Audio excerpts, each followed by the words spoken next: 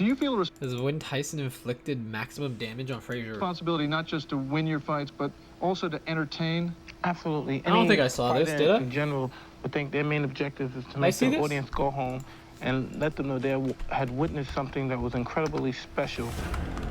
Welcome back to the Big Fight No, Recap I didn't here on see this. BLTV Classic. I didn't see this. If he doesn't die, it doesn't count. If he's not dead, it doesn't count.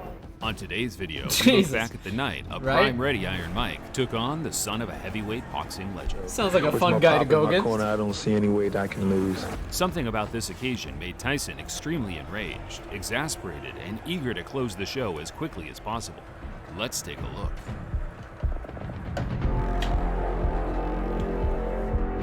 Frazier. Joe? By the fall of '86, No? the Tyson hype train was back to full throttle after his impeccable one-round annihilation job over fellow contender Reggie Gross.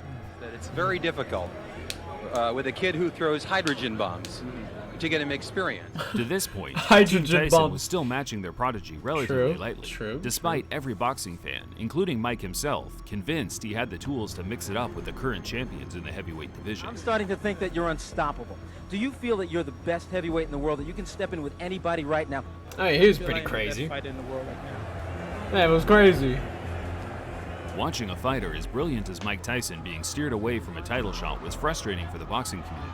Yet, in retrospect, his managers, Jim Jacobs and Bill Caton, were not only aiding Mike in building an impressive unbeaten record, they were, more importantly, ensuring the development of They a were raw building young the talent man. that, once he secured Very his title smart. shot, was the complete finished article. Very smart. I'm the leader. I look everything over carefully.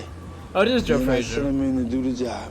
The former Hall of Fame legendary heavyweight You know, it's crazy that, like, Mike Tyson could have been shot up faster. And he was already there pretty fucking fast. Like, he was, like, the youngest to do it at the time. I was like, shit. Joe Frazier, who famously beat the previously unbeaten Muhammad Ali in 1971's Fight of the Century, took an entirely against-the-grain approach as to how a fighter should be developed during his managerial years post-retirement. I'm not in charge, you know. If they say fight King Kong, I'm ready. All I have to do is get my body in condition, King Kong. my mind and spirit. and I'm Holy. Smokin' Joe had The the monkey. attitude, if you're going to be a journeyman boxer, there's Fuck no it. point in beating around the bush. Fuck it. As the fighters he trained, such as James Shuler, Burt Cooper, and son Marvis, quickly found out once they were under his tutelage. If I couldn't train these boys or I couldn't live with these boys, I'd be the first guy to get the hell out the way. Marvis embraced his father's philosophy, where after a very brief amateur career, he began fighting legitimate top contenders inside his first 10 fights as a Now pro. against Sowski as he backs him into the ropes above us. Oh, Two yeah. lefts and a right hand, all by Marvis Frazier. all Straight for- grunting. Marvis Aye, beat aye, aye. Suzuki, Holy. James Broad, and Joe Buckner in his first few fights. In doing so, he never looked like a world beater, more so a man determined to at least fill a sliver of his father's boots. Joe pushed his son to the complete deep end in 1983, having Marvis face off with the #1 heavyweight in the world, Larry Holmes. Holmes, who at the time had a record of 44-0. Atlantic City, he didn't have him down. As many experts predicted, the fight was a complete mismatch, and Larry made sure every spectator at ringside, including Marvis' Oh. father, Oh, no. Well, they're straight. Hit him with the straight and then came in with the wind up. That is so time disrespectful. had a record of Right. 44-0. Looking like a motherfucking Looney Tune.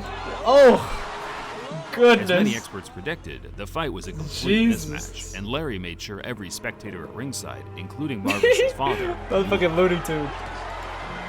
Wind up. Frazier in trouble there. Will he get over this first round? The gum shield comes flying out. He stopped it in the opening round. Joe never lost faith in his son, though, pushing him even harder in the direct aftermath, where Marvis regained momentum with impressive wins over Quick Tillis and Bone Crusher Smith. Whether the Fraziers genuinely felt they were ready for Tyson or not, Marvis's ranking among the sanctioning bodies put him in the direct firing line of the most devastating contender in world boxing. So they had to. Favorite trains and lives It just in had to Nashville, happen. New York. Mike Tyson entering as the Warrior. Tyson met Frazier at the Civic Center in Glens Falls, New York in July 1986. Tyson paced up and down the ring during the introductions, angry and eager to one-up what Holmes did a couple of years Jesus. prior. He later admitted that he was scared, but wanted to project his fear onto Marvis, who, by the looks of things, had the exact same idea. Three judges. The referee does not score, scoring on the round system. Supplemental 4-point.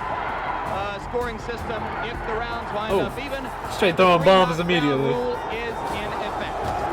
Oh my goodness. Tyson comes out Although that pace is just so fucking admirable, man. Like, as soon as the bell rings, he's straight, wow. He's straight if the rounds wind up coming even, in for it. and the three knockdown rule Shit. is in effect. Boom. Tyson comes out slugging. Oh. Double uppercut left, right. Brother's asleep. Brother put him asleep sitting. He is folded, brother. Oh my goodness. The double uppercut left, right. Oh! Oi! Oi! And another left. 5. Oi!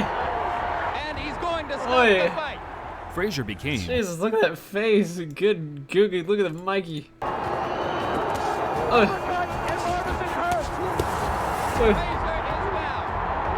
Jesus. Look at his face. Look at his face. Goodness. Frazier became Look Tyson's like a fastest demon. ever victim, out on his feet, absorbing devastating power punches Jesus. that left him slumped in the corner inside 30 seconds. Marvis is badly hurt at this point. Uppercut again, and there Marvis is out on his feet. Everything after this is just incidental.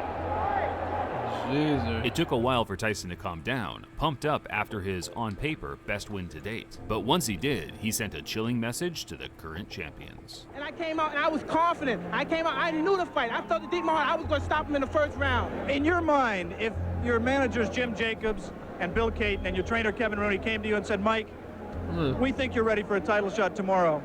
Would you agree with them at this point? Most definitely. Anytime if my manager and my trainers feel that I'm confident and they're willing to put me in a title and they're sure I could beat the champion, I'm sure I could beat them also. Of the 3 champions, who would you like to fight and why? Fight anybody my trainer put me in with because I'm confident I could beat any fighter in the world.